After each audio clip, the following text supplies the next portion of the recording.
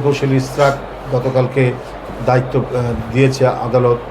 সে জনতার মেয়র হিসেবে সে যে করেছিল এই সময় মামলা করেছিল অবৈধ নির্বাচনের বিরুদ্ধে, সন্ত্রাস নির্বাচনের বিরুদ্ধে, সেটা রায় পেয়েছে।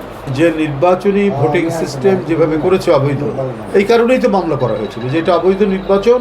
এই নির্বাচনে আসলে জনগণের যে সমর্থন, সেই সমর্থন ছিল হচ্ছে বিএনপির প্রার্থী, ধানের শীষের প্রার্থীর পক্ষে। সেটার প্রতিফলন ঘটতে দেয়নি।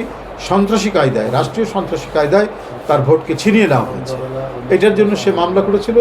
আপনার বিচারিক প্রক্রিয়ায় এবং আইনি প্রতিদ্বন্দ্বিতার মধ্যে দিয়ে যে ন্যায় বিচার নিশ্চিত হয়েছে কালকে রায়ের মধ্যে দিয়ে, সেই জন্য আমরা তাকে সেই কথাটাই আমরা তুলে ধরেছি। সেটা আনুষ্ঠানিকভাবে আমাদের চেয়ারম্যান সাহেবের সাথে কথা বলার পর উনি যে দায়িত্বটা উনি যখন বলবেন তখন সেটা করবেন। এখন দলের দলের সম্মতির উপর নির্ভর করে। আশা করছি ভালো হবে, কমপক্ষে নির্ভয়ে ঈদ করতে পারবে।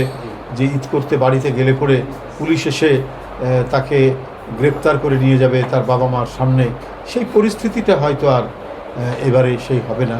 সেই কারণেই আমি মনে করি যথেষ্ট আনন্দদায়ক। দেখেন, ফেসবুকের কথা এটা নির্ভরযোগ্য, এটা একটা গণমাধ্যম বটে, কিন্তু অতটা তো নির্ভরযোগ্য গণমাধ্যম না। এই কারণে এখানে কোনো নিউজ এডিটর থাকে না। কোন নিউজ যাবে না যাবে এইটা ঠিক করার তো কোনো এই জায়গায় নাই, এটা একবারে ওপেন।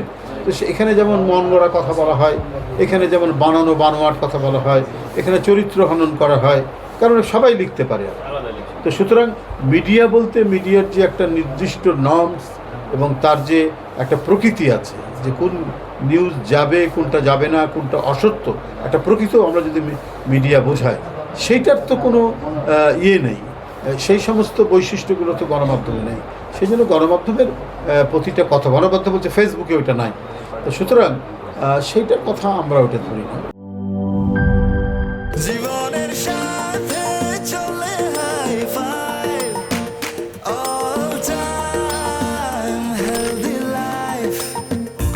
নিশ্চিন্তে খান স্বাস্থ্যকর অল টাইম পান। All time healthy life.